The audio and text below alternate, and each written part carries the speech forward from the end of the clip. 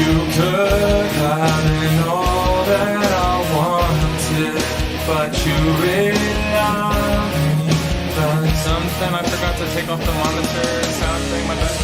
You choked off the surest of favors, but if you really loved me, you would have endured my world. Well, if you're just as I presume, a whore in sheep's clothing, fucking up all I do, yeah. And if so, here we start, then never again will you see this in your life. Hang on to the glory at my right. Here laid to rest is our love ever low, with truth on the shores of compassion. You seem to take premise to all of these. So you sold up to scar the armada, like Jesus played Miata. You'll drill through your hands the stone for the curse you have blamed me. With love and devotion, you'll die as you sleep. But if you could just write me out to never let wonder, happy will I become. Be true that this is no option. So within I condemn you, demon, pray demon now. Hang on to the glory at my right hand. Here laid to rest is our love ever low, with truth on the shores of compassion. You seem to take premise to all of these. One last kiss for you, one more wish for you. Please make up your mind, girl, I'll do anything for you. Last kiss for you, one more wish for you. Please make up your mind, girl, before I hope you die.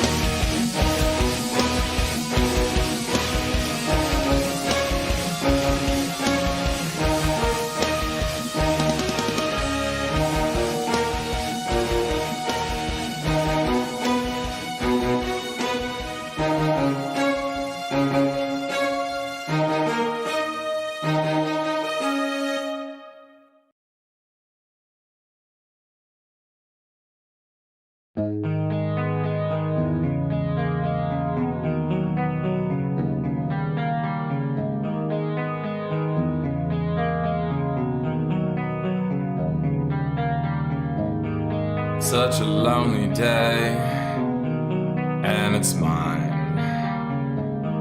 The most loneliest day of my life.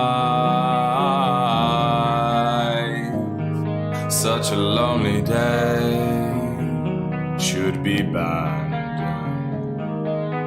It's a day that I can't stand. The most loneliest day of my life. Loneliest day of my life. Honestly, dude, it's kind of I'm glad someone said something, Caitlin, because the tempo is not even correct on this song, so I'm really sorry about that one. Apparently, I didn't check that one ahead of time enough. Because no, sorry, that was not good. Let me find another one. Still pretty trash. Sometimes it's hard to find certain songs karaoke.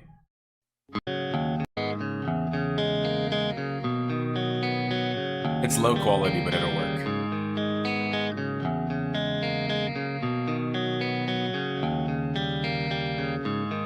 Such a lonely day, and it's mine. The most loneliest day of my life. Such a lonely day should be banned. It's a day that I can't stand. The most loneliest day of my life. The most loneliest day of my life. Such a lonely day shouldn't exist. It's a day that I'll never miss. Such a lonely day, and it's mine. The most loneliest day of my life. And if you go, I wanna go with you. And if you die, I wanna die with you. Take your hand and walk away.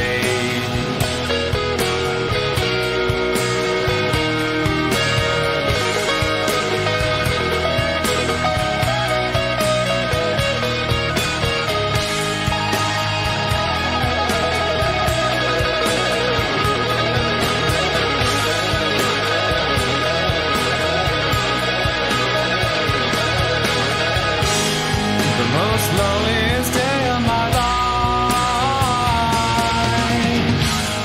The most loneliest day of my life. The most loneliest day of my life.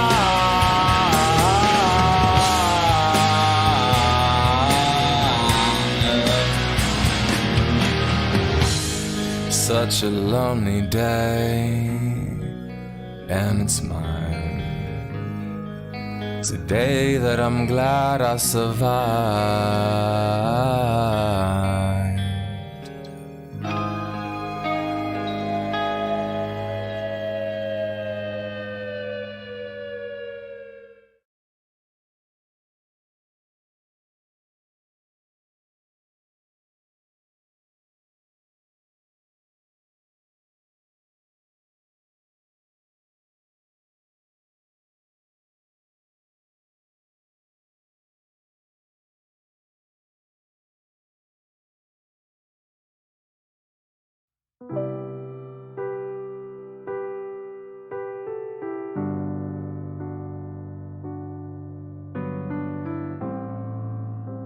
Ba-da-da-da-da.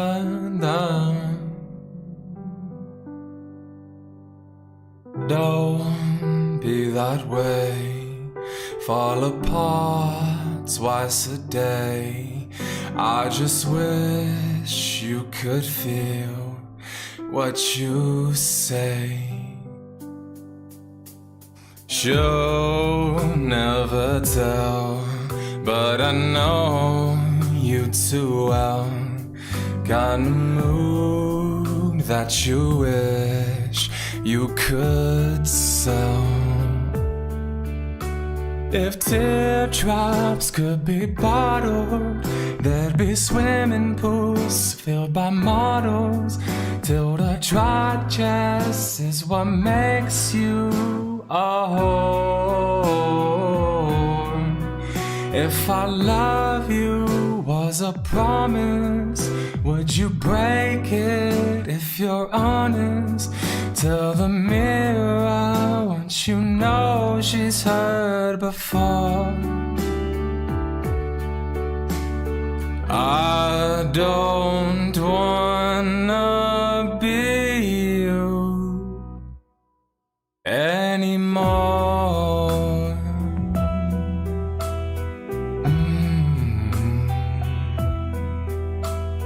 Hands getting cold, losing feelings, getting old. Was I made from a broken mold?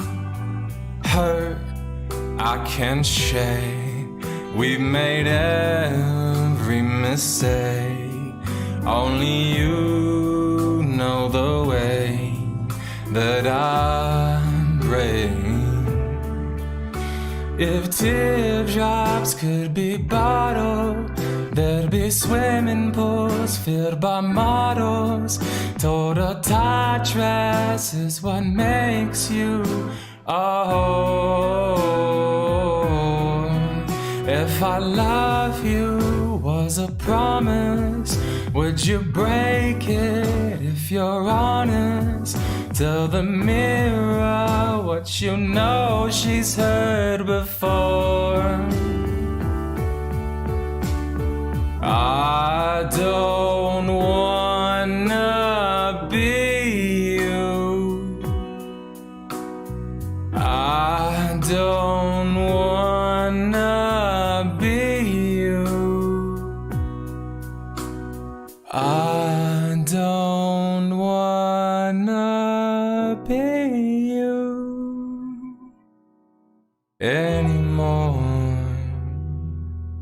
Obviously, that's fucking Billie Eilish, so give me some slack, but it's a good song.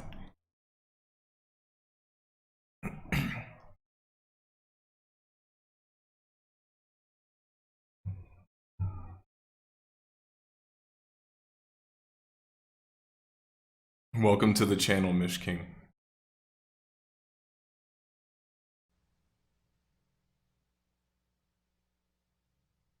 Y si de pronto me excelaró y te repito que te quiero, es verdad que sin tu piel sobra consuelos, para quiero y el cielo. Es verdad, si quieres tú en estar en mi herida eres de luz, río de casualidades, no quisiera explicarte, con solo mirarte, simplemente es verdad.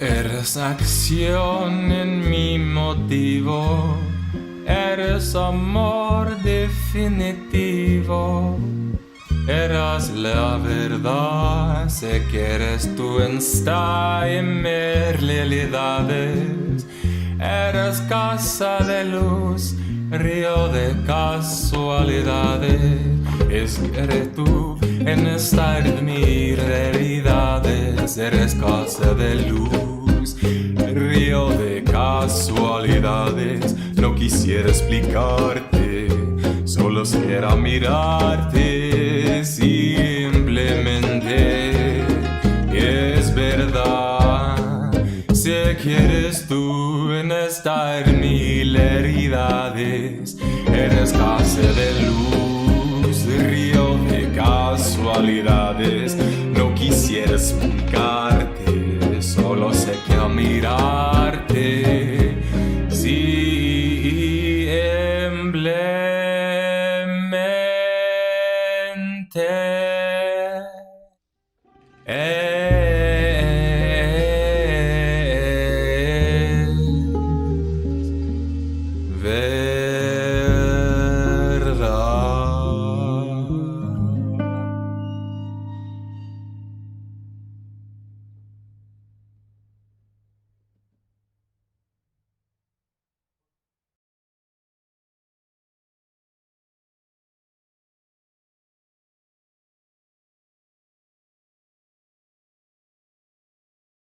I literally forget how to do the intro every time I do this podcast.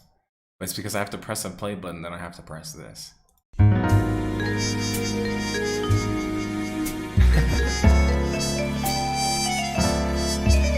Nobody like ever said redacción, so that's why immediately I knew that something was up. Anyway, whoops. Okay, let me see.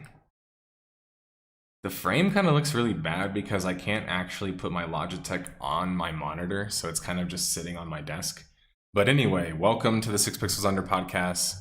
Hopefully I'm not lagging as much. I changed my video settings. Here, let me double check them to make sure they're displaying the highest FPS possible, so I shouldn't be lagging. There shouldn't be any, like, I think somebody said last time there was like slight desync. So hopefully there isn't. How's it going, everybody? Hopefully you've checked out my recent video on paid level boosting and why I think it sucks. And then also I have coming out within the next few days the Overwatch video that I've been working on. Overwatch 2, of course, that I've been cooking up, if you will. And that one's been challenging. Well, it was challenging. I finished it already, but anyway. It's been enjoyable. And yeah, so my issue with the song I just sung in Spanish was that they do a lyric video, and sometimes lyric videos aren't the same thing as doing a karaoke. And so like the karaoke version will usually display it ahead of time so you have an idea of what to sing. It was displaying it as it went on, so I had to literally, like, in the middle of it, Google what the lyrics were. So anyway, my bad for that. You know I had pancakes, right? This is what they gave me with my pancakes. I actually didn't keep this to show to the stream, but I just thought it was cute. And I think it's because, like, they put strawberries on top of the pancakes. I'm not really sure what the cat has to do with anything. Maybe it's a cat cafe? Because it's called Cafe C, but I have no idea. Anyway. It was cute. They drew that for me, so.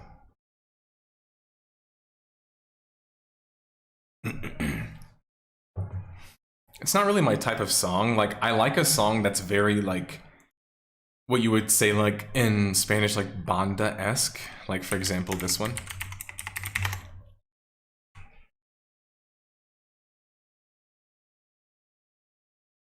Let me see, is there a karaoke version? This is a hard song to sing. And that's the thing is like, obviously Spanish is my second language, and while some parts of it come very natural to me, other parts don't. Okay. This is like the kind of style of song that I like to sing as well. That's very much northerner, or like norteño style they call it. It's not Despacito, but it's because it's not like club vibey. This is more of my version of Despacito. Tranquilito, despacito, voy subiendo a mi ritmo. No llevamos prisa que versual a la meterse lisa. Le estoy dando de que hablar, los pericos sigue viendo cómo va creciendo. Eso solo comienzo. I messed up part. Si tuviera tropezar no fuese viento para detenerme, no. No les daré el gusto de mermar. Aquí con queso para las enchiladas, para poder verme la fantasino. Es lo que no me creo le puede caer. Anyway, you get the idea. That kind of stuff, by the way, is what I do all the time. Like either with my friends or with myself. Like if I have musical friends that I'm hanging out with and we sing or do music all the time, but if I'm by myself or if I have friends that aren't so music, they'll usually just watch me do it. But no, I spend a lot of time doing a lot of because like you think about it, like so much of my time is spent writing, and like sometimes listening to music, you don't really get into the music as much. You're kind of into your script. But sometimes during like the research process or like the editing process after I've done my script, I have a lot more time to kind of just like sing. And so I spend a lot of time singing. And it's funny because it was like, singing was never something I really did growing up, but it was something that I realized that if I wanted to, you know, do my job more seriously, I had to take like using my voice more seriously. And so I started to learn more breathing techniques and enunciation. And, you know, obviously whenever you're on that journey, for people who've looked this stuff up before, you probably know where I'm going, which is that like, you find a lot of stuff from vocal coaches, and vocal coaches are teaching music. So naturally it just ends up being kind of like a thing you end up doing. But I like to do it as a warm up because I find that like if I really sing properly and like give it my all, I can really open up my lungs and open up my chest and open up my diaphragm, and in a way that I can't do unless I'm doing like severe breathing exercises or like martial arts or like something tough. Like I did like a 2.6 mile run today this morning, just like something, you know, not terribly hard, but it helped me get my lungs kind of going already. Oh, thanks, Clayton. I appreciate it. You can definitely hear the band, yeah.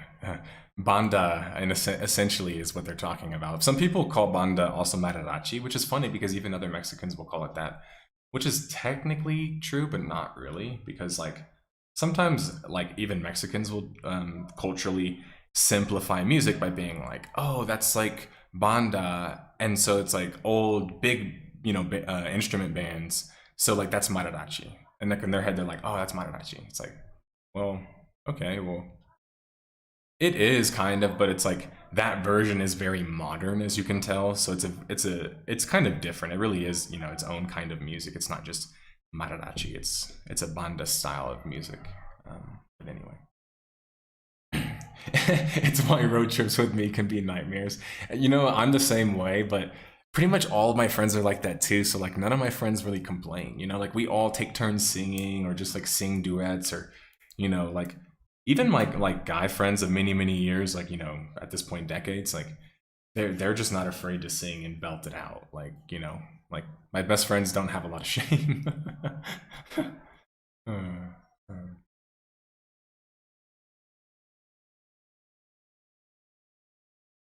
Yeah, it's beautiful music, of course. Not, I wasn't saying that, just to be clear, to not to take away from mariachi. Obviously, it's gorgeous music. It's what I would want to play at any of my events, and what I would have played at my events. It's just that like sometimes people, you know, it's kind of like when people will say like, oh, old rock, like that's like that new wave rock. It's like people try to oversimplify something because it's just different, and people do that with old music, and they do it with new music too. And when it sings, it sounds like you're at puberty. Well, there's multiple styles of singing. So, God, you guys are gonna make me start talking about singing. I'm not even like a big singer, but I like theory and I like music a lot. So the singing part is purely hobby for me. It's why I don't get a lot of shame for not being like perfect at things, because I just love doing it, including in karaoke in public. Even if it's like, it was nerve-wracking at first, but like I actually genuinely love music, love singing, love technique, and love writing. So like the actual aspects of that, I'm more like very technical nerd about. So for example, like multiple styles of singing that are very common are going to be very much within certain like parameters, just to put simply and not put it in musical terms because I don't know them that well anyway. But not all singing is within parameters though. And so what I mean is like, for example, if I'm trying to sing in a style that's like very loose with my ability to go up and down, then what that means is that there's a lot more room for error. And I think a good example of this actually is Elton John. Like, some people wonder, why is Elton John considered a good singer? Like, because he doesn't, you know, he sounds like weird, or, you know, he makes like kind of weird voiceal, like, I'm gonna break down why Elton John's a good singer. Alright, so here's a Gorilla song. On a peach blossom highway, I tried to put these poses out of mind. You see how much he stretches mind? Like, out of mind. Like, he turns mind into like basically 2 words. And part of this is British intonations are very good for singing, just a fact. A lot of even American singers will sing with British intonations. But the other part is that the more he can express through the words and the actual intonations and the sounds themselves, the more you can hear that expression. So like, he's not like a traditionally good singer, but like compared to, I'm saying what people think, but In a sky made of diamonds, listen to the range on his voice. fell silent. I'll be waiting for you on the other side. He can just keep going like this, like the whole time. And so what I'm saying is that like Elton John is a singer, just like actually the lead singer of Gorillaz, Damon Albarn, who operates in what I like to call like, and I don't know if there's a technical term for this, but like the failure range, right? Where you sing in that range, failures will happen, especially if like you're practicing things. But because they're professionals and they're really good, they rarely happen. So for example, you know, that's a good example of an Elton John song. But, you know, of course, Damon has many songs like this where it's like, windmill, windmill for the land, turn forever hand in hand, take it all in on your side.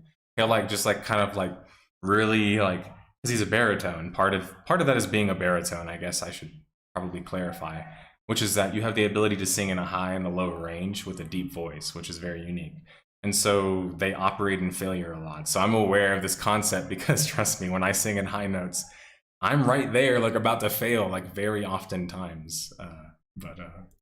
Anyway, it doesn't get DMCA. I mean, I don't really do these streams to make money, I'll be honest, and that's not a business pitch you should give to anybody, but I do them for fun and I do them to connect to the audience. So I want more so for people to get an idea of me more as a person and also get the chance to be able to talk to me and see how I come to my conclusions. Because one thing I don't like, despite what I could very much play up if I wanted to, is hero worship. I could turn into the detective guy and just make that my persona and turn the videos into what people think of me as a person. But the truth is I'm not that as a person. There's a lot more layers to me. There's the singing part, there's the joking part, there's there's the intense part. So there's other parts to me, and like that comes out more whenever you watch me stream, because I'm not just doing a particular type of content or you know, have a narrative or whatever else. So I actually, yeah, I stream pretty much for fun and for hobby and enjoyment, to stay connected to my audience and also just enjoy like conversing with people that actually like watch my content, and typically speaking watch it more like diligently, I would say. Do you think that with the development of the Lord of the Rings MMO that Amazon will stop production of New World content? No, I don't think so, because the reason why that doesn't typically happen is because it's very bad marketing for your new game. People often wonder why games are never just outright killed unless they're in very bad states. It's because like for New World to be killed would be like a signal to the next game. Oh no, we just killed this game. It's not a good thing. So more often what they want is you to just see that that game still exists and is still around, and think that if it is in some cases like a serious player, they don't want you to think that it's dead or gonna die or whatever else.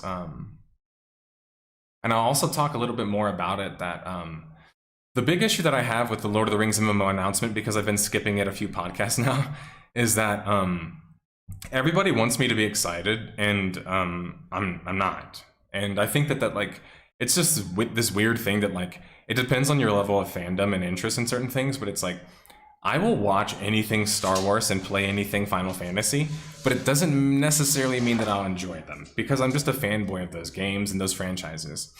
Now, in the case of Lord of the Rings, like, Lord of the Rings has always been more like Apple. It was always more closed circuit. It wasn't really designed to be this open-ended story. And so now that we've seen multiple attempts recently for video games, even in Shadow of Mordor, a game that people liked, the story is just, I'm sorry, it's just atrocious. It's absolutely horrible, especially for the quality and standards of a Tolkien level, product. It's just not very good, and Golem isn't either. And that's not, and I'm not saying anything controversial there, but I'm just saying that like, that's a problem with Lord of the Rings games even right now. And if you're wondering why is that happening, it's because Christopher Tolkien, the son to the heir of Tolkien himself, died and gave up the license. So what that means is that for the next 7 to 8 years, the people that currently own the rights will continue to own the rights and milk it as much as they can. They even said that they want to make it a big video game thing. And so that means that they're probably going to throw a lot of things at the wall until something sticks. So there's going to be a lot of failures, but I think that there will be successes. And the reason why I'm not super excited is because, sorry, but Amazon Game Studios doesn't have a good track record. I know everybody wants to forget about this sort of stuff because they want to just get excited because it's Lord of the Rings, but let's just not get Lord of the Rings for a second. Or fanboy into Lord of the Rings for a second. This is a company that failed 2 games, okay? Oh, but how can you consider New World a failure? I'm not even talking about New World. I'm talking about Breakaway, right? I'm talking about Crucible. Those were 2 Amazon Game Studios failures. Super high profile failures that, sorry, I tested both of these games very early on, and you probably could have predicted that they would have been failures if you would have just, plugged into whatever the other developers were making at the time. Now, obviously, New World. Do I consider New World a failure? Yes, it lost over 90% of its population. In what world is that not considered a failure? I have no fucking clue. But MMO fans just become literally allergic to statistics. They love it in their character sheets. Like when it says like, this is how much fucking crit strength and power and damage I have. But suddenly when it becomes like, I'm actually showing them, hey, here's the stats. Like New World's population dropped 95%. It's like, statistics, they suck. It's like, okay, you're an MMO player. You think I'm supposed to believe this shit? Like, maybe you're not a good one, but you understand what statistics are, right? Like, you understand stats, Don't bullshit with me. Don't bullshit me there. Like, so I think that like, that's my issue with New World, right? Is that you have this game that I was literally on the precipice of whenever it was first coming out in its earliest ideas, and I saw how much they messed that up. And so the problem is that the reason why I don't have faith is because they don't have any strong leader who's ever proven anything, right? Like, let me just be very clear there. They have no strong leader that's proven anything. When the most recent Amazon Game Studios head guy, the one that, I guess is now the leader because they canned Smedley, even after Smedley did nothing, basically, they brought this other guy in, and he says, like, that the Lord of the Rings MMO is going to be the biggest game ever. And that's great and all that, but I'm just saying, like, what's your track record in the MMO world or the online gaming world? Because if it's New World, I mean, it's not really that impressive. Like, for how much money you guys spent on that game and how much time you guys spent on that game, it doesn't really seem like that's a victory or whatever you guys got in the end. And it's bizarre because in that same, like, press release where they talk about the Lord of the Rings MMO, or maybe it's the previous one, I can't remember. That same developer, or I guess he's more like a producer / CEO, or CFO? I don't know. Anyway, whatever he is, he's a high-ranking member. He said, like, oh, but like Final Fantasy 14 happened, so like New World's gonna come back, man. It's like, and it's like, dude, I'm so tired of this fucking analogy. You are a Western company. You are not Square Enix, okay? Like, no, fucking public service announcement to all the fucking developers and publishers out there and the people defending them. If you do not come from Japan or the East, you are not Japan in the East, which means that likeliness of you doing this Final Fantasy 14 shit, it's just what, like No Man's Sky? Who else? Rift had to come back one time? Cool. Who else had to come back for a while? Not pretty much. ESO with Tamriel Unlimited. Who else, guys? Who? Nobody. Nobody's coming back like that.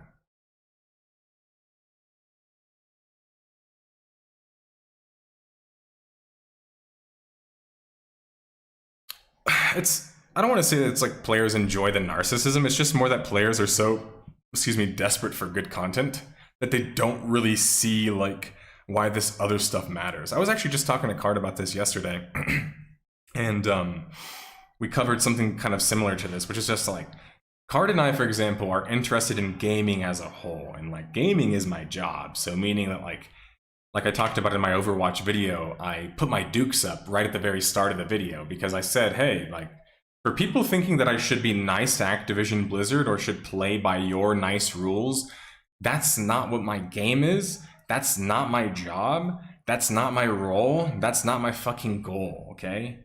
Like, I say in that video, and you guys will see, I'll even play the clip right here, the voice clip. Look at you guys getting fucking... Overwatch 2, an all-new sequel to the... Look at that.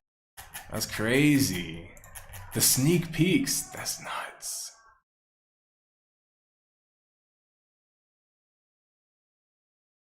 Okay, here we go. It might be one of the worst highest teased a new hero, but I won't pretend it didn't happen. I was there testing Overwatch since closed beta, deeply into everything.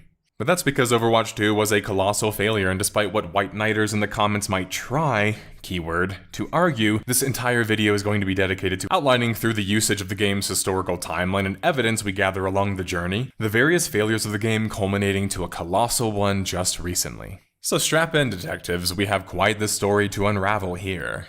To disclaim things too, my allegiances are to the betterment of the gaming industry as a whole. To everyone asking me to be less mean or critical, well, I'm just letting you know that that's utterly trite and not utility-like in reaching my goal. Detectives have never really been universally liked. I mean, we're shaking cupboards and pulling back rugs after all.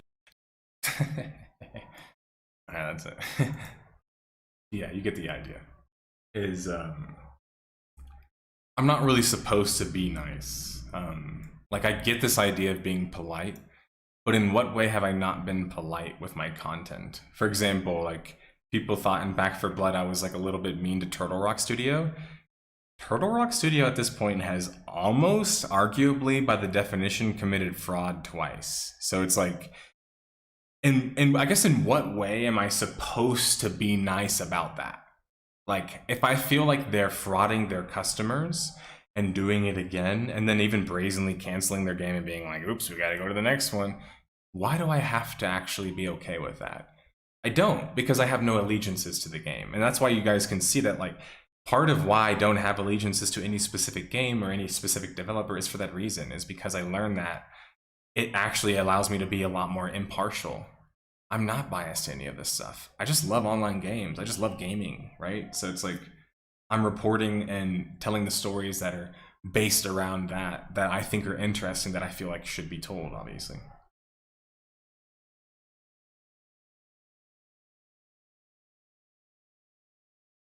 There's such an emphasis for us to be nice, but not for others to be nice. Yeah, I think it's kind of like, because corporations aren't really like a face, it's like whenever you start targeting them, people will start to humanize you, but they can't humanize the corporation. And it's weird that it's just like, their brain doesn't comprehend that like, if you try to humanize the corporation, you realize you can't, and that you should probably stop doing that and defending them. Because you can humanize people, but you can humanize a corporation.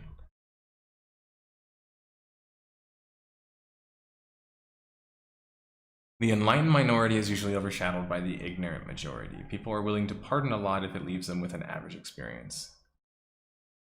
There might be some truth to that.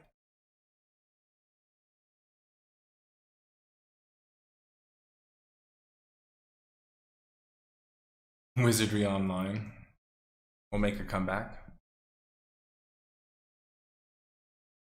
Yeah, well, I think it's like meeting something with like actual aggressiveness, whether it be negativity, whether it be shaming something, whether it be decrying something, is something that has kind of been like erased from society a little bit. In fact, it's in some cases people try to demonize it with like language like cancel culture, for example. which is always just like interesting to me because it's more like human beings have their own beliefs and thought processes and obviously operate within a society. But the point is that not everyone sees everything the same way. So while you might feel strongly about something even moralistically, one thing I've always like noticed is that I can tell like that somebody's not very mature in that particular realm when they pass moralistic beliefs off on me just based off on the little information that they know about me. And it's actually an exceedingly common thing. For example, people will say like, oh, because you like PvP, you must like the wholesale slaughter of everyone in the entire game at will with no consequences. Checkmate. It's like, no, actually, I don't actually think that that's a good idea. But because someone wants to associate me with that to make me more negative, they would then make that assumption that I have that quality about me, that I love to just like torture people. Like for example, sometimes people have found out that I love looting. Sorry, my chair. I love looting. In all types of games. I just love looting. I love looting people. I love looting bosses, whatever it is. I love stealing loot, you know, you name it. Like, not in the ninja loot roll and trick your guildmates kind of way, but like, you know what I mean. And what I realize about that is that like, when I've told that to people sometimes, they have this really negative stigma. They're like, oh, so you're a griefer. And it's like, well, I mean, if the point of the game is to get loot, and I'm getting loot, then I'm just playing the game, man. Like that's just fun to me. But I think that people feel very moralistically strong about certain things. And so whenever they get violated or feel like they're violated, they will then feel like that gives them the credence to then pass that off to other people. So they'll say like, no, well, it's because this one guy ganked me. And so like everyone will always gank you. And it's like, if that's how logic worked, you wouldn't walk outside, right? Like, because it doesn't actually work that way. But to make people think that it works that way is a better argument to make, right?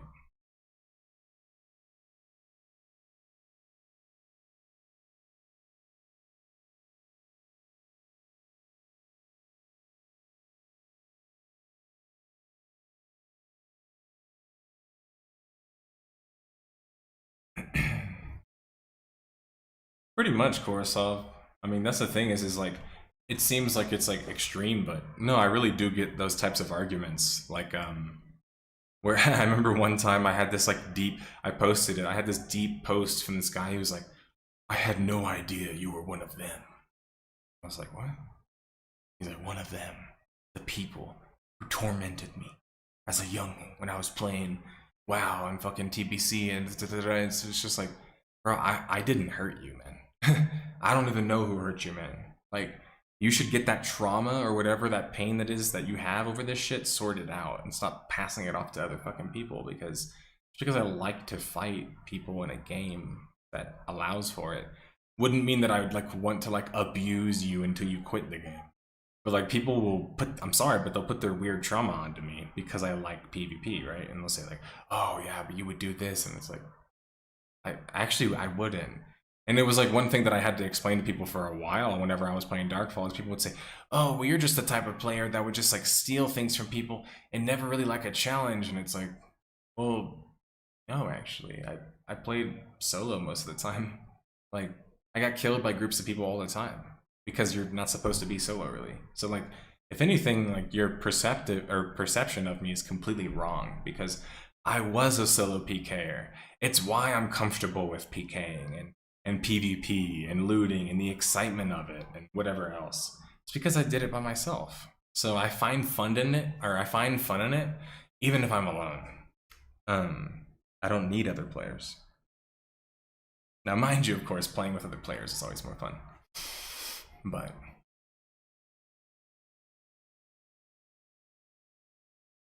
yeah, I think so too, Frequency of Truth. The content creators did a really good job of like educating the fan base more. Because sorry, I think developers have done like largely a poor job in that respect. But yeah, one thing I wanted to say too about like being aggressive about things that suck or are bad is there's actually a video about this more recently, and it's a concept that's existed for a while. But has anyone ever seen that video that recently came out about this guy carrying a sign that says like basically Hitler was right or whatever. And there's another guy that gets a sign as well, and he carries it up in front of the guy and stands in front of him. And when the guy starts to question him, he activates his like reverse Uno card, and the guy turns around and goes, Nazis aren't welcome in my neighborhood. Get the fuck out of my neighborhood. And goes, you know, further yelling at the guy, and the dude literally just freaks out and takes off and gets in his car and leaves.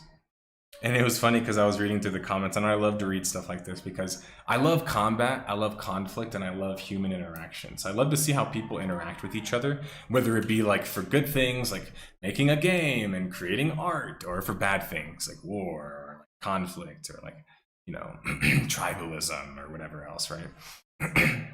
And some of the comments were like, and this is actually very common in the general populace, some of the comments were a bit appalled by the guy's aggressiveness by yelling at them. And it's like, well, that's actually not really that aggressive if you think about it. In the big scheme of things, right? For what people used to do to Nazis, for example, yelling at one isn't actually that aggressive. So for like from contextual situations like that, like violence is basically dictated based on whatever situation and person that you're getting involved with is deemed or seen as being completely like removable from whatever community that they're in. So for example, like if a PKer actually does that, like is killing players so much that they become a nuisance, they should be kicked out of the community. And I think that's a hard thing for some PvP haters to understand, is that they would think that somebody like me would be like, no, like that player should have free reign. It's like, no, there should be consequences, meaning that if you catch that PKer, he should be thrown in jail in the game. He should be given a ban. He should be stripped of whatever. There should be some serious consequences for him living that type of rogue lifestyle. And the problem is that many developers will go like, PvP, but then they don't want to build consequences because they feel like that's anti-PvP. No. Consequences are PvP. That's what gets people excited to do stuff, is they're almost afraid that they will get caught. When there's no fear of being caught, guess what kind of shit you do in PvP? You kill newbies, you kill people that don't matter, and you grief people. And that's the problem, is so much of people's mindsets, not just in video games, because it seems like I'll draw alliterations between video games and real life a lot. And the reason being is because this is psychology, this is people, this is ecosystems, this is ecology, this is sociology, this is, you get the idea, anthropology. This is the study of people and their interactions with each other. So in these games and interactions, stuff like that do take hold in some type of way. So when somebody encounters the Nazi-like player, they do want to kick that player out of the environment. And if they don't have any tools to do that, guess what's going to happen?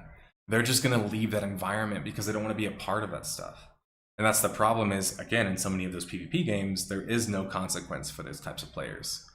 So those players win in the end when they shouldn't be winning, right? Because in real life, there's a lot more consequence, right? You get caught, you can actually die in real life. You're dead. You don't respawn. So there's a lot more risk inherently in doing these sorts of things. So it's not to say that like make it super risky and boring because it's real. It's like, no, but just like add enough risk so players just don't go around on killing sprees.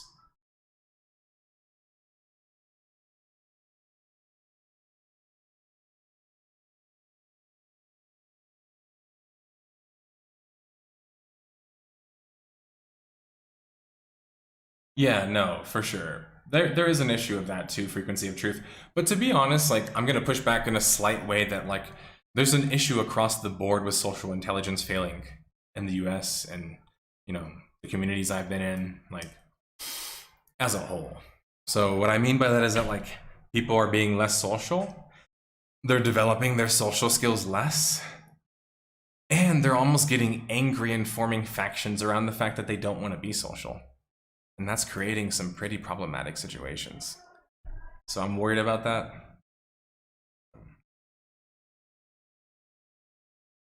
We've seen some of the effects of that too, like on gaming, where people are really like excited to see games like Stardew Valley and Animal Crossing, despite MMOs not really having anything equivalent to that right now. Because those really offer like environments, right? That you can be safe in and make friends and socialize And that's an important part of games.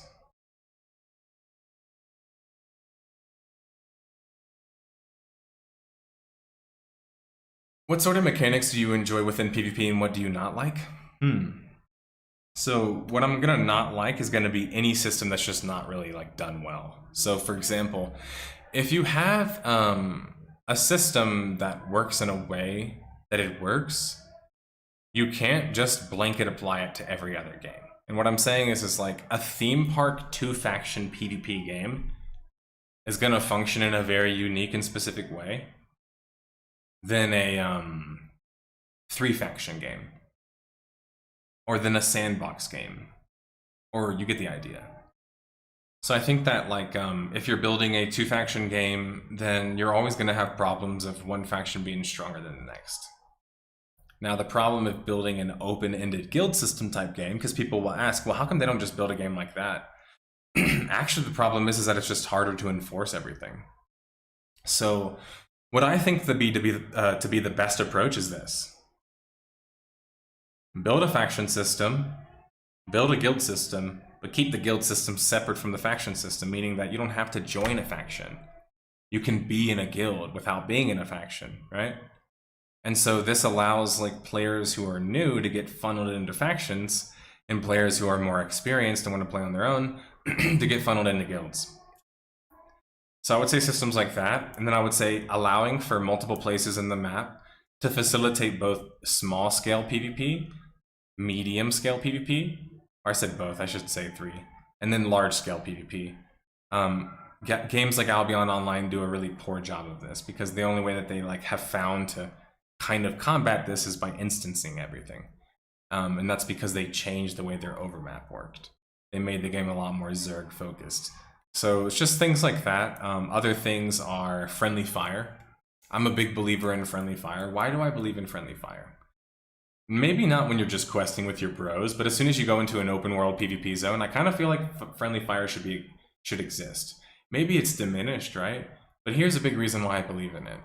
It kills the idea of Zergs. This idea of like Zerging, right, is so fun to me because like I love to talk about the differences between like online gaming and warfare versus like real life warfare, which is like the phalanx. Let's talk about the phalanx. So everybody knows that the Greeks came up with the phalanx and they made it super popular and arguably the best. Specifically the Spartans. Now people have seen the movies. Hopefully you've read some more of the books and stuff like that too, because they're better. They tell the story a little bit more detail. But they were really good at basically stacking all of their troops into one giant square and then marching them at their forces. And part of the reason why the phalanx became so prevalent is because they were able to beat the Persians with the phalanx in open field when the Persians were using chariot combat. So that at that point, chariot combat kind of dies out and phalanx combat becomes popular. But guess what happens when a Spartan phalanx, a few decades later, encounters a Theban group that consists of lightly armored troops and a few slingshotters or peltagast. Well, it's an epic, iconic battle. And it's essentially the first time the Spartans ever lost an outnumbered battle in really any major battle. So they lost by essentially what the Thebes did, because they were well aware and versed in phalanx technology, and it was outdated at the time essentially. They just chased the phalanx, baited them into chasing them. Every time the phalanx would break apart, they'd pelt them, and then they'd just run. And for people wondering what's a peltagast, they're basically like a slingshotter, but they're oftentimes poor and young, so they don't have armor yet, so that's why they're doing that job. They don't have a sword, so they're just really good at slinging, but they're also really fast, and that's kind of like their whole job is to just run. So they're basically kiting you, right? To put this in an MMO context, right? So now you break into all of this like minutia of kind of what happens, and it's like because the phalanx ends up getting so tired, a big blob like that is not very mobile.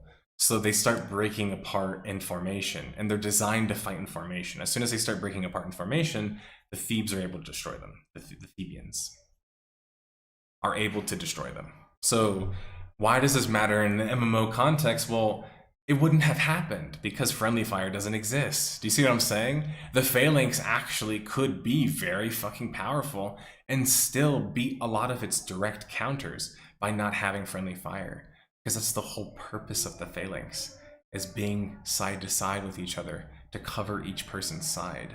So meaning that like friendly fire literally completely undoes the concept of traditional and even just normal combat. And that's why I find it in like online games personally that have them have been my favorite. Like Darkfall has friendly fire, and it's because if I shoot a fireball and it hits my teammate in the back, it should hit him. It's a fireball, it's a projectile. Should it hit him full damage? Okay, maybe not, or we can argue about that, but like, anyway.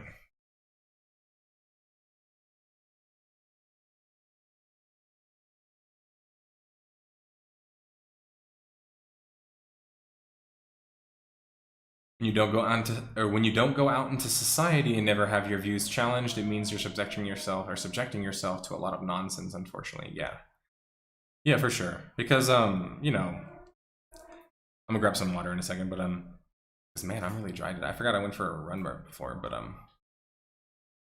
anyway, the idea is this, is that like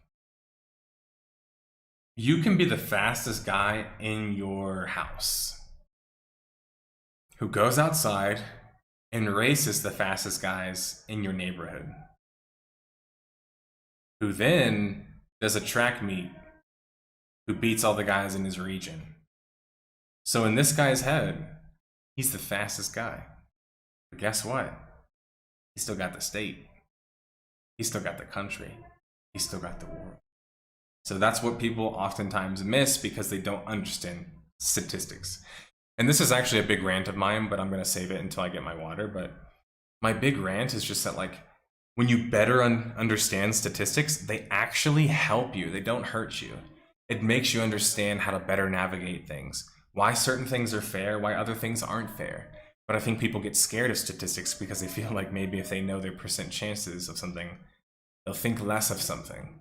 But I just don't think that that's true. Anyway, let me get some water. My mouth is like literally completely dry.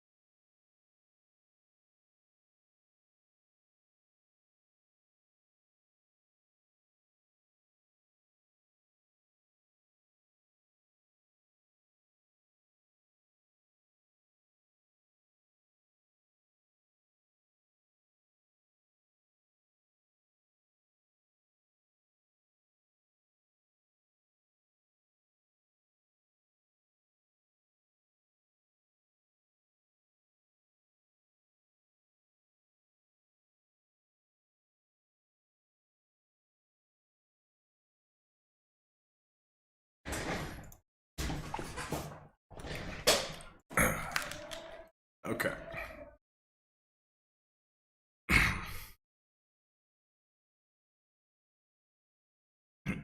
Am I good at lying with statistics? I mean, technically, that's the thing about statistics. I'll just be blunt. Is what scares people about it is that because they don't understand it, they feel like they can get taken advantage of with it. And the truth is, you can. And that's it's a big reason why I use stats in my videos a lot. Singing does dry the mouth, but so does smoking, and also I live in elevation.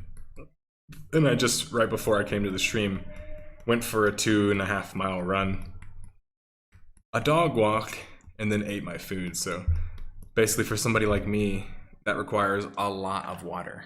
So, but yeah, for sure, singing does dry the mouth, especially if you're singing improperly like I do.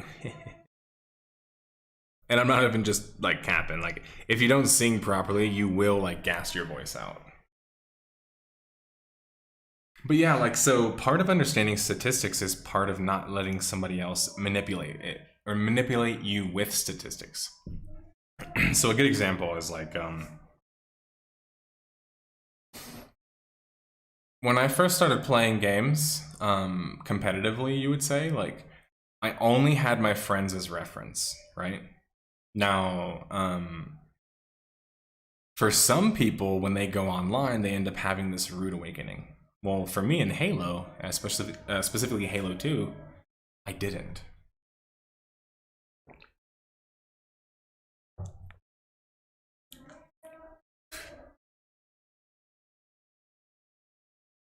I didn't.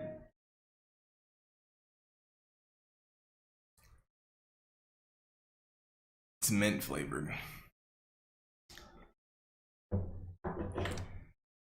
But I didn't, you know? And I think that, like, or I did rather have a good experience, but I didn't have the bad experience. And I think what it was for me was this.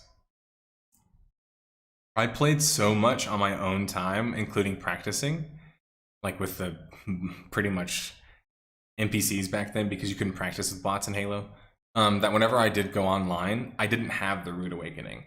Part of the reason why was because one of my friends' friends was like a local champion. So he was good enough that, like, I had an idea of where I stood.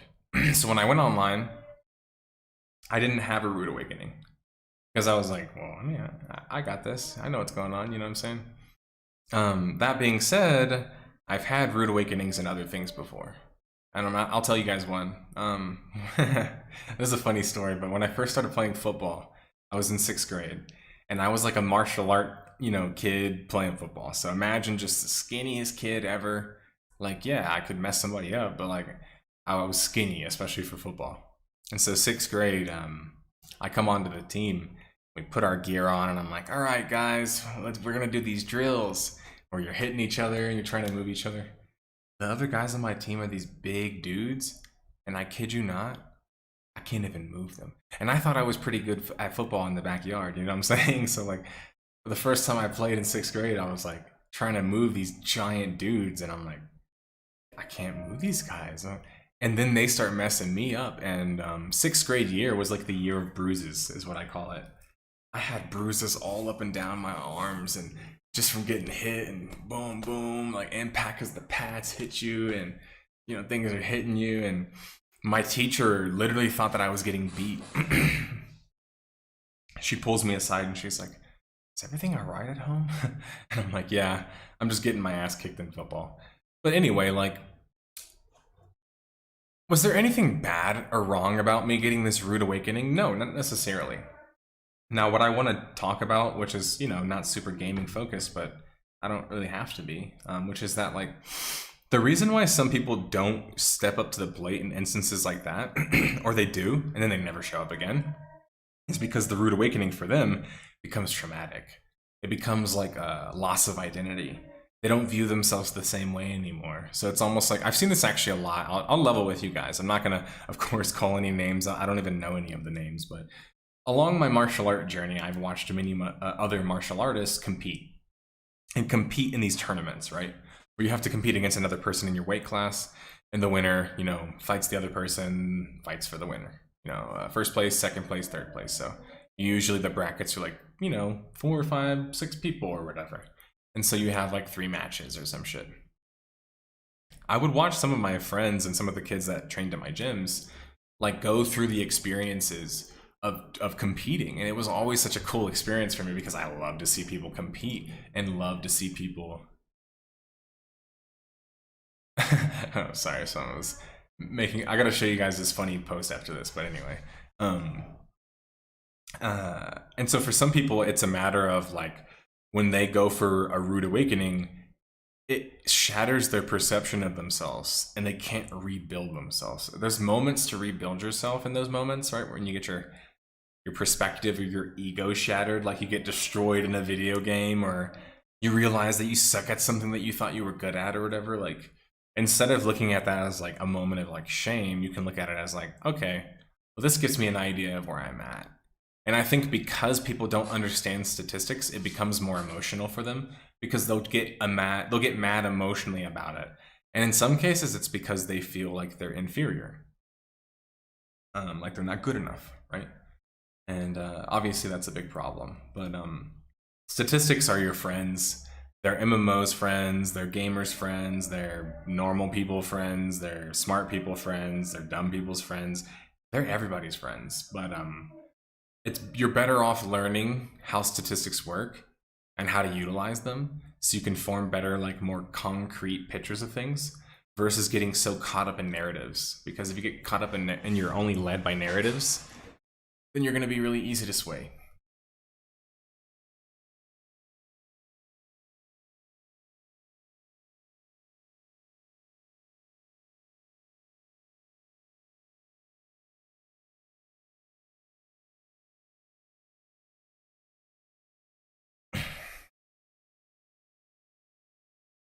In the recent level boost video that I put out, which by the way, thank you guys for the reception on it. Some people brought up a good point, which I kind of like loosely agreed with in the video, but they said that maybe like level boosting should be awarded to somebody after they complete a max character. And I'm like, yeah, you probably should have some sort of requirement there. Not that that's the solution, but you know what I mean. Anyway, to go back to what I was saying about Lord of the Rings, that's why I'm not super optimistic about it, just because it's just like,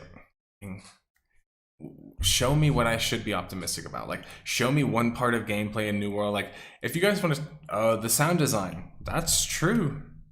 Good sound design. The visuals were pretty good. But what else, man? There's got to be more for a Lord of the Rings game.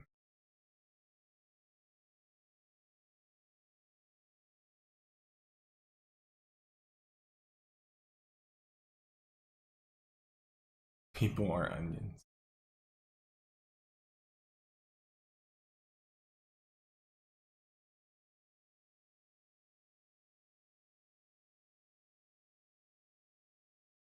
I'm so tired.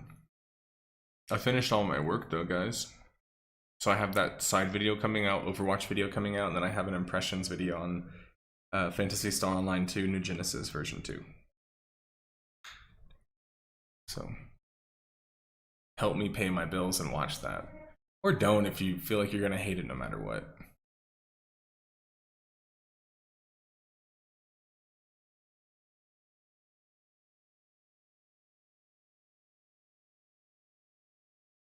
Anybody got anything else?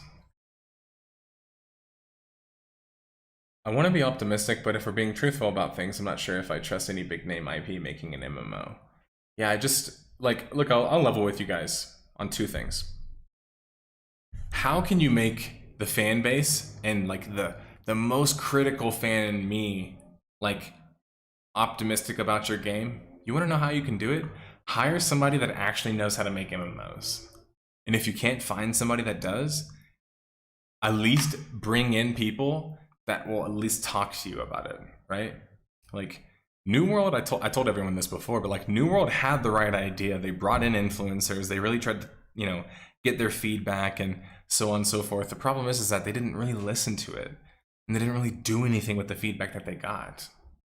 And so my advice is for big corporations, you've got the money, fly people out, get the tests internal, bring the best MMO players and content creators to your space, have them tell you what they think, ask for some advice with them, wine and dine those people if you don't want to pay for a professional to go do that shit, or hire somebody like one of those people as a consultant. The point is that hire somebody who's played these games for 20 plus years, because many people like that exist, not just me.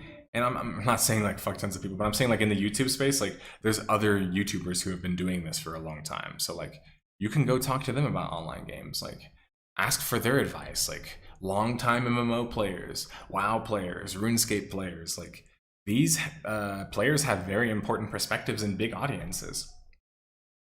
Ask them for advice. Like this whole shit of like, oh, but they just don't have any devs that worked on MMOs before. We know. But just being a dev who has all the qualifications doesn't mean you know shit about MMOs, and especially if you've never played them before. So that's my number one thing that's been getting me annoyed right now. It's just like, for all these big companies out there trying to make MMOs or want to, show somebody the money. Show Josh Strife fucking Hayes the money. Show Matt's season show the money. Show, you know, what's it called? I'm totally blinking on his name. Lazy Peon the money. Show and show all of them the money, even if you want to get multiple perspectives. But like this whole idea and like acting like you're better than the system, if you don't want to go to the current content creators or current people that know what they're talking about, go back to the old ones that wrote the industry. That's how I learned what I'm talking about in a more, like, I guess you would say, like, professional sense. Go back and read the books from Raph Koster. Go back and read the books from Richard Garriott. Go and his documentary. Go read all the books from Richard Bartle. I mean, Richard Bartle and Raph Koster, I've said this before, are basically like the two biggest pioneers in the industry. They have like 4, 5, 6 books. Go read those books. Public service announcement to developers and publishers. You don't know better. I'm telling you right now, you do not know better. And I'll challenge any of you to an on-stream duel debate. We could talk history. We could come up with timelines. We could, if that feels like it's unfair because I'm the history guy, cool. Well, let's talk about other things. Let's talk about ideas. Let's just talk, just sell me on something. Just talk about it publicly. The point that I'm trying to make is that if you know what you're talking about, you can show it to me. Every developer that's done that so far, I know that they know what they're talking about because they've shown it to me. But this bullshit of just like defending bad developers, it's why I got so annoyed with New World, is that like, sorry, I was there at their studios, guys. I saw their development team. I wasn't that impressed. I'm just being very blunt with you guys. And it's like, that's not me being some like petty person. I'm saying like, if we're gonna want AAA companies to be doing this and doing it the right way, can you guys like step up to the plate, please? Like, can you give us a better effort here? You know what I'm saying? Like, think about this in like other context and other like industries. Because the video game industry is so unique and new, they don't think that they need an expert for online gaming. They think, oh, we'll just get this guy that runs it right now. He did Ratchet and Clank, and it's like, sorry, bro, I know you did Ratchet and Clank, and that's cool, man, but like, what the fuck does Ratchet and Clank have to do with an online world? It's offline, bro. And it ain't even a big world. So I'm just saying, like, it's cool if you don't have the experience. Not everyone's going to. I don't even have, I had to develop games on my own time to get experience.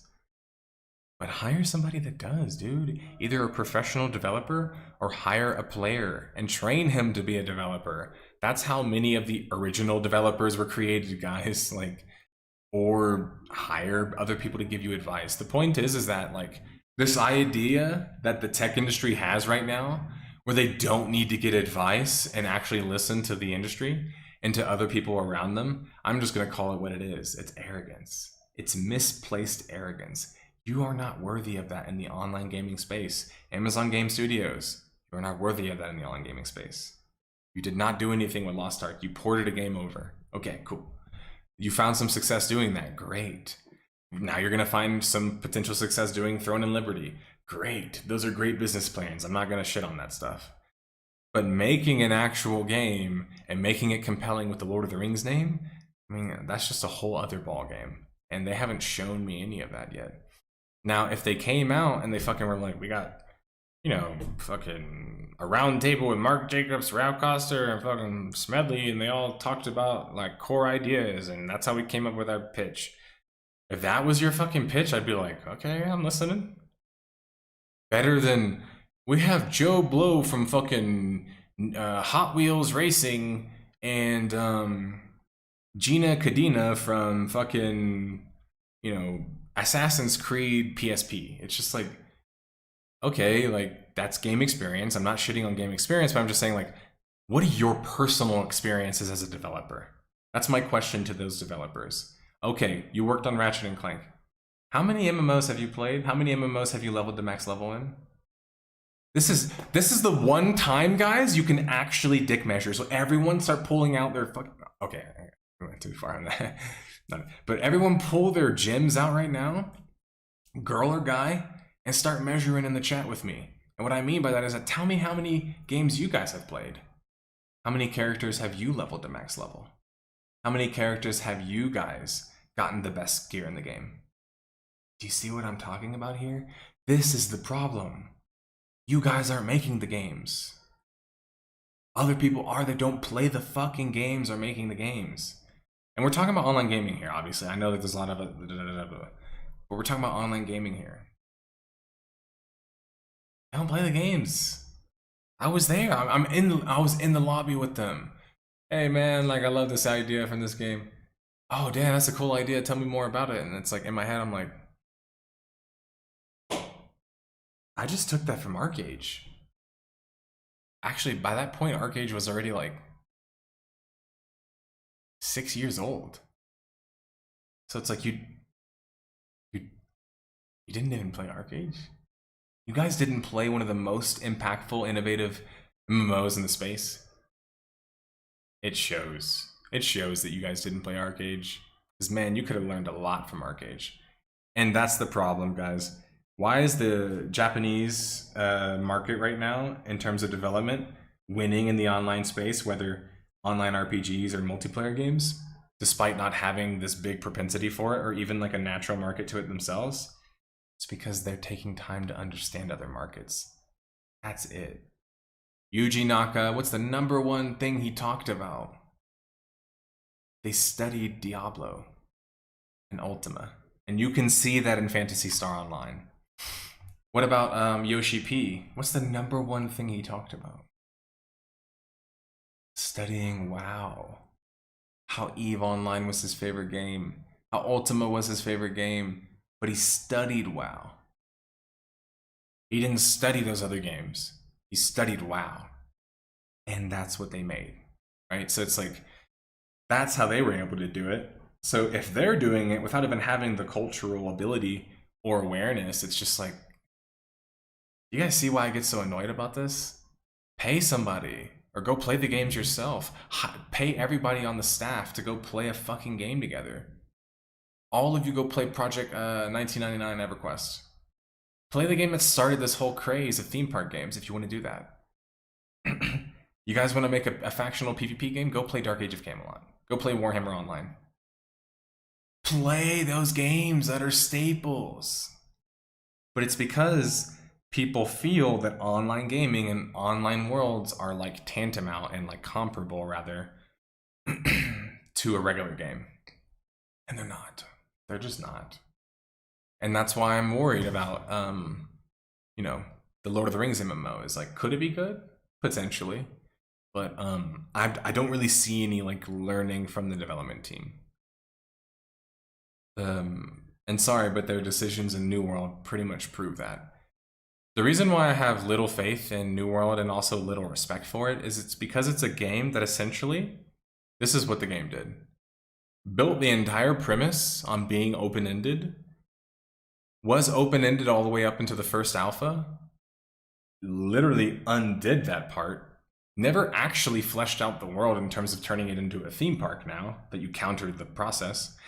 And then after you launch the game with a system that many of us already knew was broken, you were then trying to redo the formula and now make theme park content. Like, I don't know how to make this any more clear to anybody watching. That is one of the dumbest fucking things I've ever heard. Like, who oversaw that shit? What it feels like is it feels like they were thinking on the go and they had no fucking clue what they were doing. And that's me being nice, okay? And I've said this before that like I have contacts at Amazon and they told me I was being nice about my video and coverage of New World. So it's just like, look, I mean, you don't make mistakes like they made without studying these games. You just don't.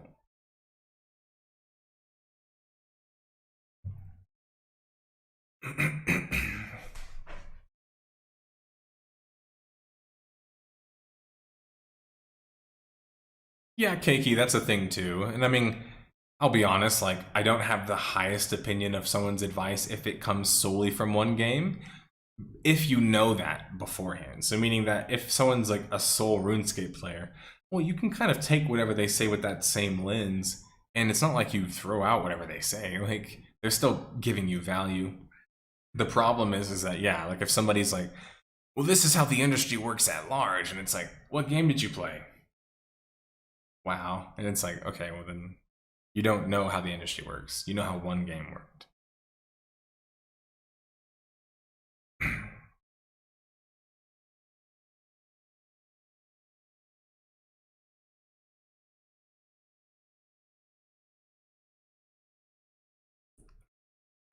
Yeah, for sure, Devin. Like hiring people based on their experience of Phantasy Star Online probably is dumb, but like hiring people that would like to go back and try Phantasy Star Online until they got an understanding of it, it's your fucking job. It's your job, bro. Like your job is to play and make games. What are they gonna complain they'd have to play a game? Like, you see what I'm saying? It's just like I don't get that.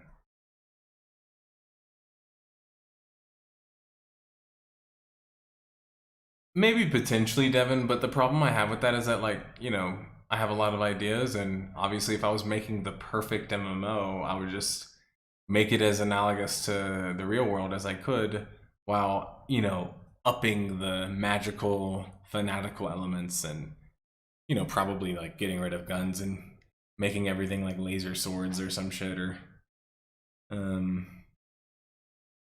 lightsabers or samurai swords. I don't know, something cool like that.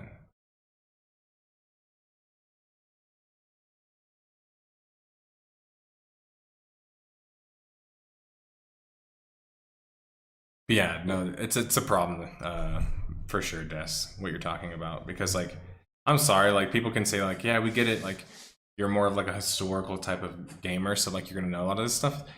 That's true, but like it's just sad that like if you think of someone that's getting paid way more money than I am to make New World, for example, knows way less than I do, like about MMOs generally. And sorry, Scott Lane and everyone else that works at that team, but my experiences with them from talking to them, so literally I've proven this, that is my exact experience, is that I know a lot more about MMOs than they do. In fact, I'll even say that like everyone that they invited to come play at the test knew more than they did about MMOs, which is why you bring those people in. The problem is you actually have to fucking listen to them because you don't know what you're talking about. You don't know what you're doing. And you guys didn't know, and you showed that. And doing a faction system based on changing a color, it's just like, what are we doing? Like, was that really like the best that someone could come up with? Like, I don't believe that.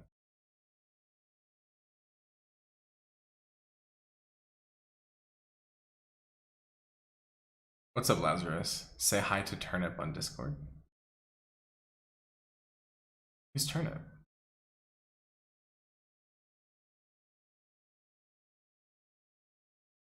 Xanthos, I don't want to spoil it, but I'm going to say that it is pretty positive because it's pretty early expression or impressions. And I'll also say that like I'm actually impressed they've added so much like new stuff to the game, and they're still updating it like that.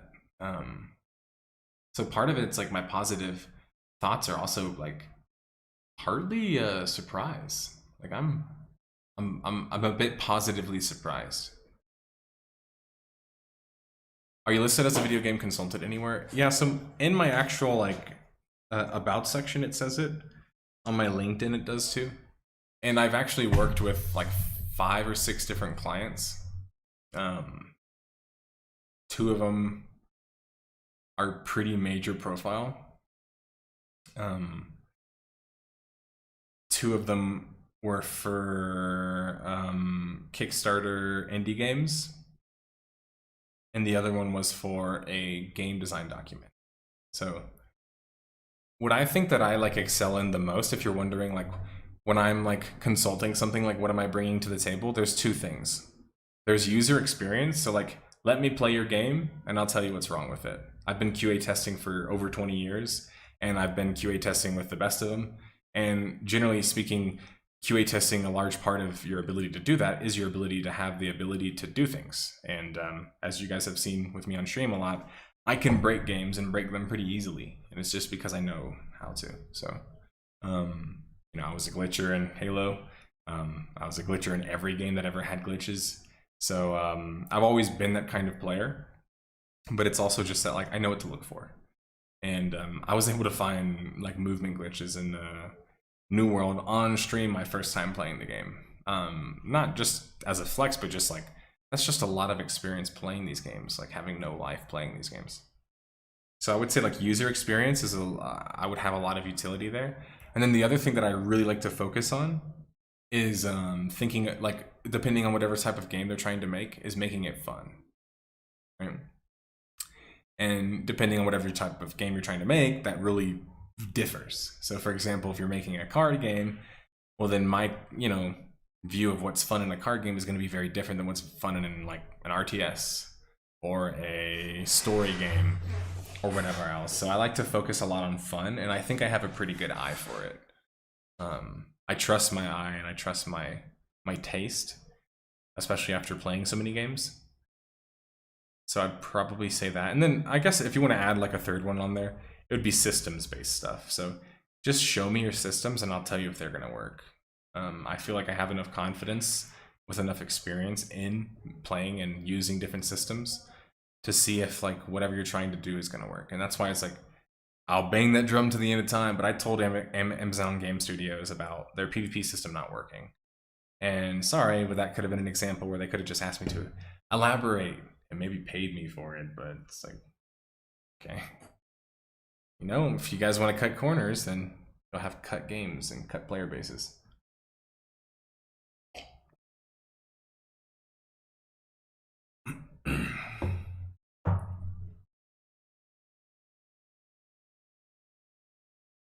For sure. Obviously, I'm decently good at expressing myself too, but more so in a way that I can talk to, you know, very programmers and also like story people, but also like an artist. So I can make it make sense to like everybody essentially. Especially when it comes to online gaming, there's two things. I love to use this as a rant, but I'm just gonna tell you guys. There's two things that I don't get imposter syndrome about, and I never feel like I'm not a no-lifer who doesn't spend all my waking moments thinking about. And it's my MMO knowledge, and it's my martial art knowledge. These two things are two things I've coveted over many, you know, years, now 2 decades.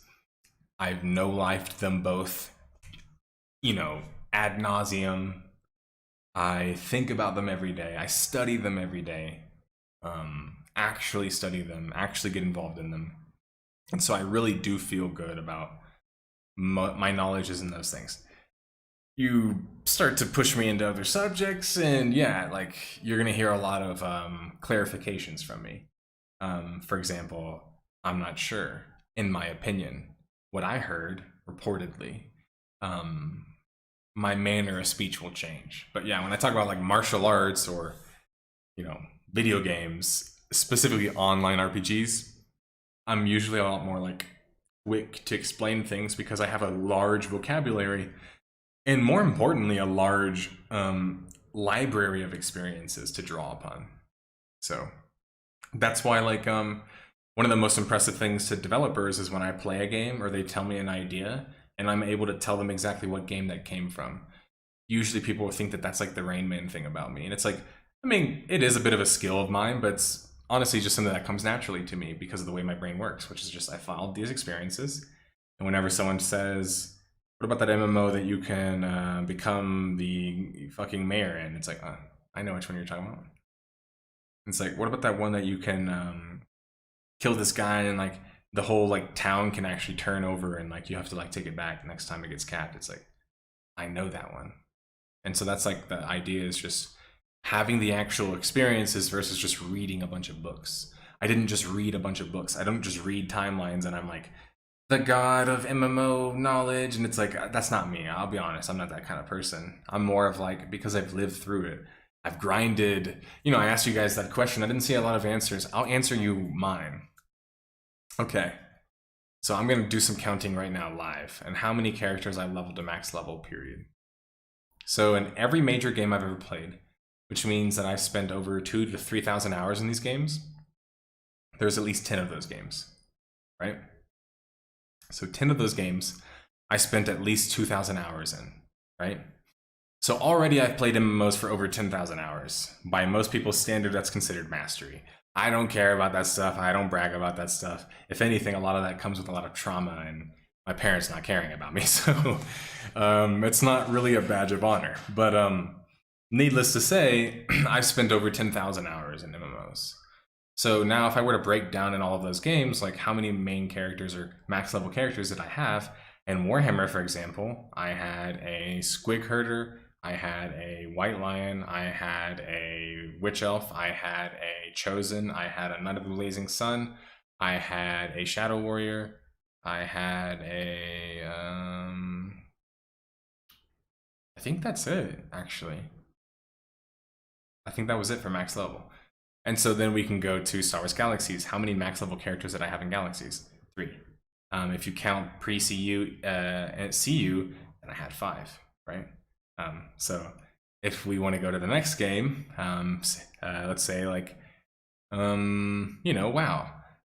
Total, I've had 3 max level characters. No, 4, including Classic. Because I had a max level character on private servers too. So there's like another 4. So already in just like the 4 games I covered really early on or cover a lot, I have over 10 characters to max level. Yeah. So I'm not even done.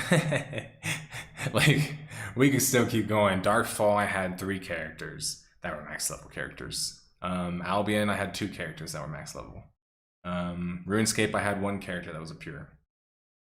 You see what I'm saying? And like, this is like exciting for me, but it's also slightly pathetic, and I've always felt that way about it. So although I might feel like my knowledge is good, I also feel like almost like hilariously or like jovially embarrassed about it, because it's like I laugh about it a lot and you can see that, but it's like, yeah, I've been doing this for a little bit. So it's kind of like that's where a lot of my perspective comes from. It's just, I have over 20 max level characters in all different MMOs, and in just one or in just 3 of them alone, I have in just those 3 15 characters.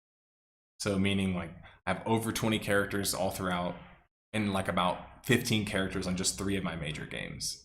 So I've leveled characters, I've been to end game. Guild Wars 2, I was a professional player. I've been Gladiator ranked in WoW before twice. What else? After not even playing the game previously, I should add, because my friend just literally was like, hey, play this game with me. And I was like, okay. So like, yeah, like I've spent a lot of time fucking playing these games.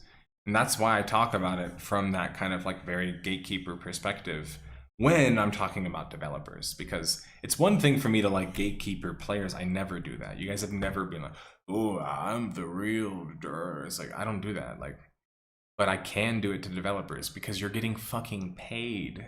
You don't even know what the industry standards are. You don't know what the best games are doing. You don't even know what like the game that you're kind of copying off of that you don't even know that you're copying off of is doing. Like, would I endorse private servers of current live games? Of course.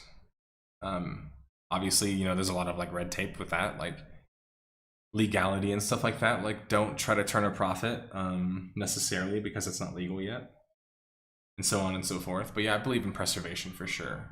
More importantly, I do read books, sure, but the books, like all the books that I read, help me like put words and concepts to name. You know what I'm saying? Like that's how I felt when I took psychology at UT. It was like, well, this feels like the same stuff I kind of already know, but what it taught me is like, no, this is the word for it. This is the name for it. This is what it means. And it's like, oh, okay, gotcha.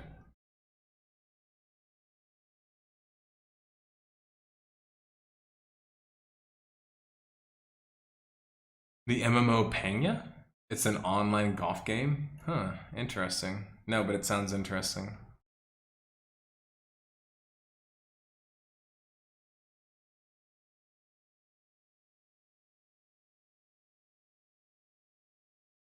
It felt good to get that off my chest, though. Because, yeah, it's pretty frustrating for me. It's just like, If you guys want to make better games and stop having these games fail in the way that you're having them fail, get more information. You guys didn't have enough. I'm telling you, you didn't. Amazon Game Studios, you did not have enough information. So get enough. Pay experts. I don't even say you have to pay me. Pay someone else. Pay somebody. Because you guys don't got it. I'm just saying, like, unless suddenly y'all become like massive MMO fans. Like, you know what made me laugh in the press release? They were like, we have major Lord of the Rings fans. We're so excited to work on the project. But they didn't say we have major MMO fans. I'm petty, I know.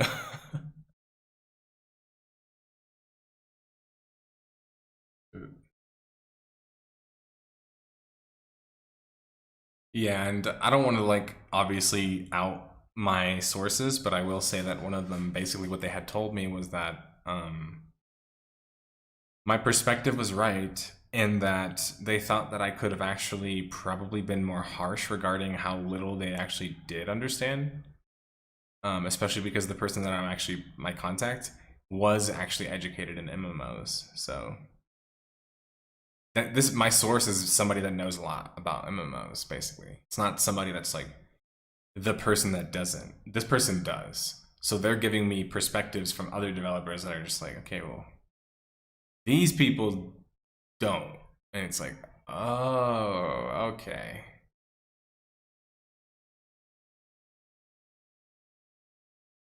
You mentioned that you might look into a console game. There's plenty of MMOs that are available with crossplay in them. What do you think about crossplay? I love crossplay. I will say, like, okay, let me give you two arguments. The first one, I love crossplay. I want more people to have the chances to play together. But I do not want every fucking game to be crossplay, okay? Why? Because then we're not going to be making the best MMOs, okay? Because we have to make them work on all these different platforms, you're not getting the best potential from the PC. So that's my only argument. It's super nerdy, it's super sweaty. I mean, you can probably smell the sweat on me right now, but like, that's how I feel. We are gonna pick one here pretty soon to play though. I just had to finish all of my work. I was so, I mean, look at me. I'm exhausted. But we're gonna be picking one here pretty soon. And I'm not sure which one. But we have a list on our Discord. So you guys can check it out or stay tuned and we'll talk about that more. Yeah, Clayton. And the thing about like fans thinking I'm being nice or mean, the funny thing is that my issue with that is a bit ironic. Let me explain. I don't care if people like me. That's actually not something that I'm obsessing about all the time. Like, you know, do I care that people like me that I like? Like, of course, like, I'm normal, I'm human. But like, meaning I am not actually looking for approval from everyone. So I'm well aware, like I said in my Overwatch video, that like, I know some people aren't gonna like me. I'm well aware of that, especially because I'm such a weird person. So it's not really like I have this issue with someone thinking that I'm too nice or not being nice enough. It's more that like, why is that even a part of the discussion?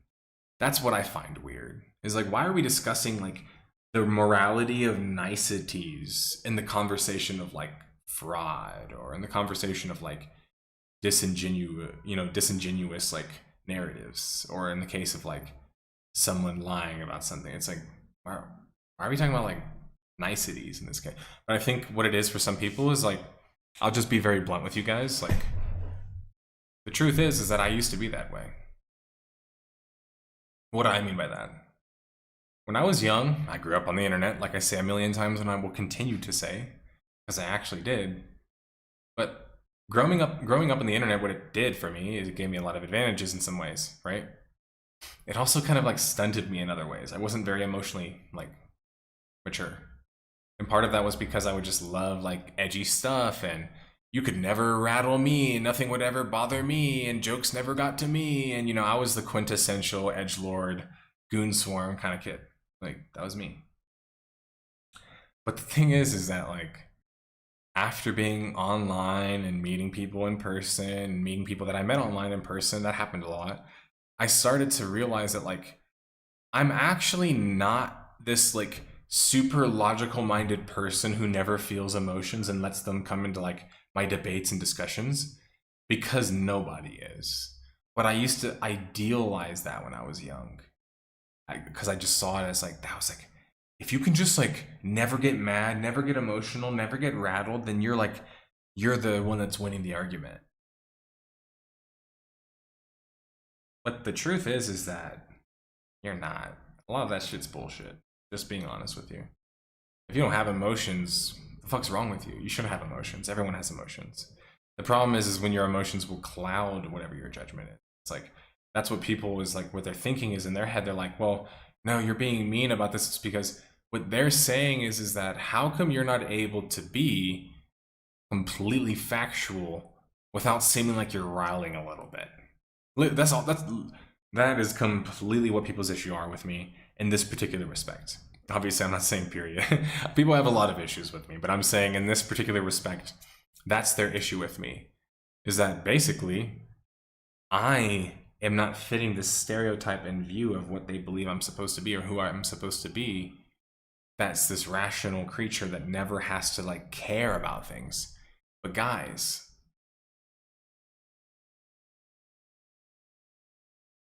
apathy is death.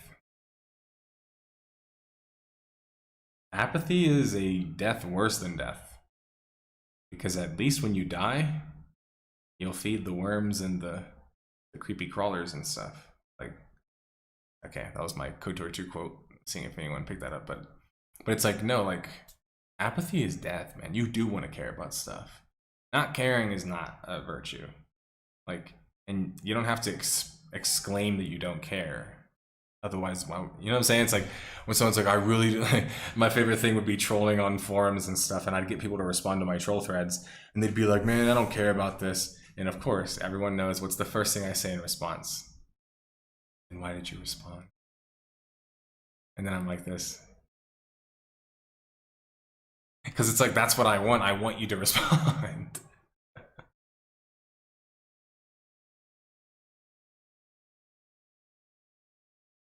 Crossplay and MMOs are very essential. Cosplay. Oh, I think you meant crossplay, right? Very essential crossplay quantity and game economy. Players quantity have impacts. Players quantities have impacts on MMOs lifespans and the quality of the quality of life long term. I get what you're saying. I agree, but again, like these are arguments that don't fall if you're trying to make a game that leverages PC. Do you see what I'm saying? Like, meaning that like that's an argument for a game that you would port or would want to port, maybe at a later date, for example, like GTA or something. But if you built your game for that, with that in mind, it means that you're basically building an inferior game in some way, shape, or form, especially when it comes to massive. Because you have hardware that's hard locked into these consoles that can't really handle a lot of massive stuff. So that's the problems with that. That being said, does every MMO, or rather, does every online RPG need to be massive? No. So that's okay. And it's also okay that not every game is trying to appeal to broad swaths of players. Maybe some elite PC players want a game that only they can play. You know what I'm saying? Like,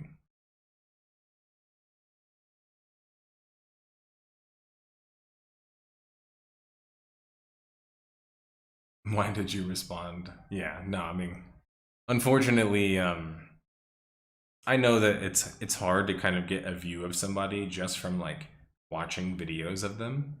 So people will do what humans do, which is we classify people in categories. So people want to classify me in a category as like the impartial detective. Like, he's over here in this category, and like these people are like over here in this category. It's like, but that's not how identity works. Like, you don't define somebody's identity. You can try to classify it, but I have my own identity, which means I have my own wants and desires, which means I have my own things that I want to accomplish, which means that I might agree with you in some ways on certain things, but if it's me versus the industry, I'm always picking me versus the industry because I want the industry to be better. So meaning if you are telling me, well, no, I'm okay with this bad practice because I like it, I'm going to be against you in a sense right? Argumentatively speaking, because I'm going to be arguing against that for the betterment of the industry at large. So that just makes me not much of a or people not a fan of me in very individual specific instances, hopefully, right? But largely, I would think and hope would make them want to be fans of me large or more loyally because they know that I really care about the industry.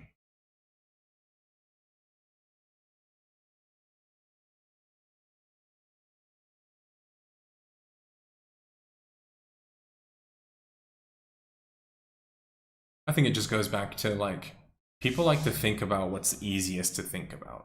So they like to just kind of like classify something as what it is.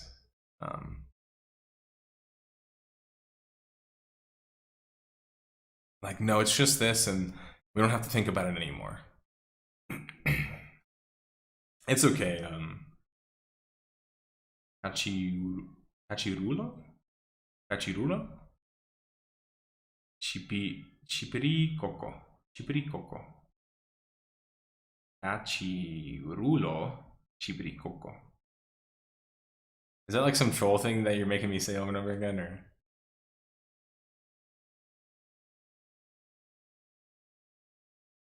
Chipirikoko. Sounds like a song.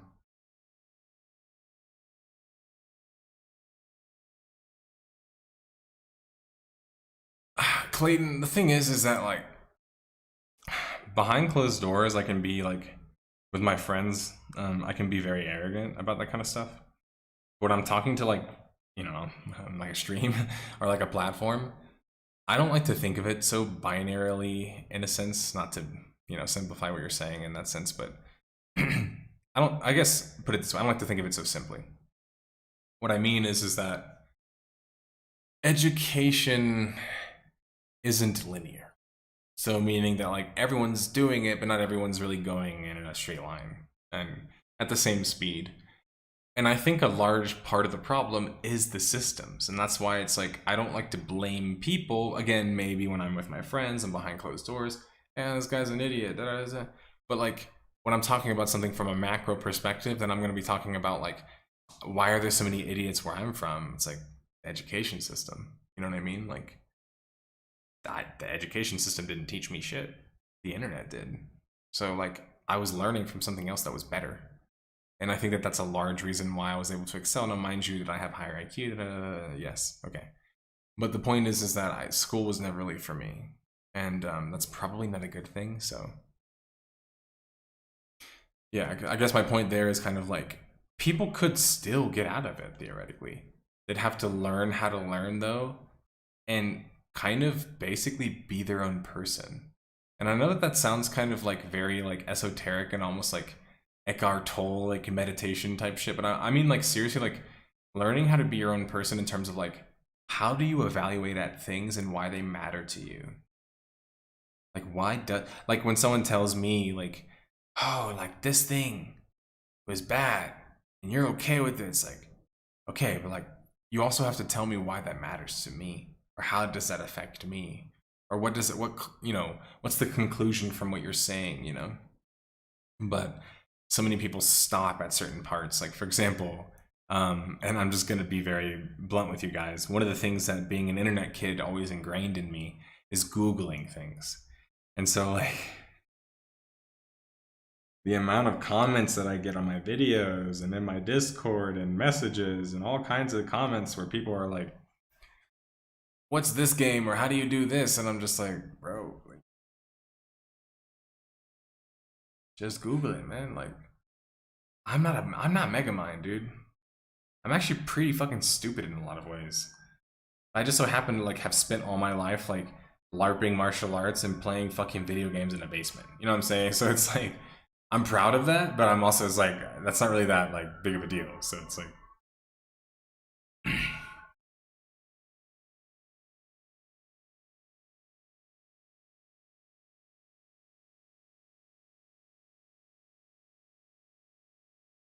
yeah, I guess what I'm trying to say is like, as an ENTJ, if you guys are aware of MBTI, I'm always going to be arguing for better systems. So yeah, I just wish that the systems and even just talking about like how people view things, because like here's a problem with individuality in America. You're grown up on propaganda. You were raised in a society where you likely conformed. The problem is that by the time you're 18, 19, 20, 21, 22, 23, 24, 25, if that's the first time that you started to notice it, you've already been changed in some way by your environment. So it becomes just really hard for people to really understand like what that means, what does that look like, and you know, in some ways, what other people, what their life experiences have been like, because that's all they know. And what I'm trying to say is that the problem with America's whole system of exceptionalism is that they're not actually teaching you and making you exceptional. That's the problem, guys. Why does the population not know and care about statistics? Because they don't want you to know how little of a chance you actually have unless you change your approach or you had better opportunity. And that's the thing, is it's just like everything's more about pull yourself up by your bootstraps versus like, well, what's the actual possibilities that this could happen? And it's like, that is what you should be more so focusing on, is like actually like percentages. And again, I know people are going to say, yeah, but how do I know how likely it is? That's where the knowledge comes from. That's where experience comes from. That's where talking to experts comes from, you know? But I think part of that is like, when I was younger, I was very elitist, but I see myself as an educator these days. And of course, I want to be a martial arts instructor. So it's like, I have to be willing to talk to the people that don't understand this stuff and explain it to them. And by doing that, I'm going to have some people get mad at me. So I've kind of accepted that largely, but yeah, it's just, like I said, I more so get annoyed when people can't separate like somebody being mad and their emotions from them not liking something logically. It just, that bothers me a lot. Because it's like, you know, I get it, Overwatch 2 is your game, but my community post asking for people's experiences on it is not the place for you to defend your game. You know what I'm saying? Like, that definitely not the place to do that. And I also think that like what's important to me is that people don't worship the personas as much. Like, I'll leave you guys on this. I make a lot more money, theoretically, by forcing that affair, but I don't like to, and I don't want to. Because I am not a persona, I'm me, you know?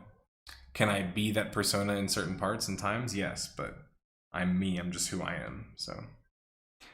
It's slower, but I'm trying to develop that more organically, I guess, over time. So, thanks for the chat, everybody. Frequency, Clayton, Hachi, Rulo, Chipiri Coco.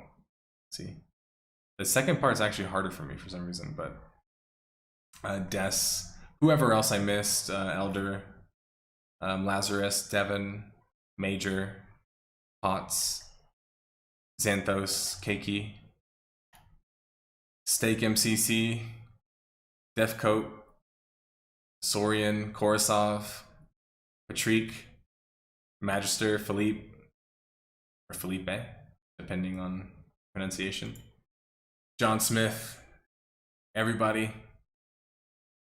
Good to talk to you. Good to see you. You know what I mean. I'm probably gonna go pass out. I feel exhausted, honestly. I look exhausted and I feel exhausted. But we talked about some really high-level stuff today that I probably didn't have enough brain power to actually like unpack. So hopefully you like, you know, got some of the things I was trying to say with my tiredness. But we did talk about a lot of cool stuff too, and random stuff. And that's what I love about the podcast, is we just talk about cool stuff, random stuff, and we just have a good time. And you know, it's an expression of a place of like me, or for me and you to converse, for other people to discuss things, for us to bring up new ideas, agree on things, relate, you know, feel like we can belong, but then also like looking ahead of like, what's the future? How do we make things better? How can we make better games? And that's something that I always like want to be, and I feel like I did a good job of that so far. Of my channel is like, yes, I get comments sometimes where they're like, oh, I can't wait till Nerd shits on this one. It's like, that's not what I do. Like, you've got the wrong guy. But I do feel like largely we do have an audience that's more like, we all want to see the betterment of these games. We don't want them to die. We just want them to actually improve from their mistakes. So anyway, that was, I don't know where that speech came from, especially with how tired I was, but Dang was hoping he would say my name. Dot, I got you, Dot. And Cosmo Not, I got you, Cosmo Not, Dot. Anybody else want to snipe in before I say goodbye?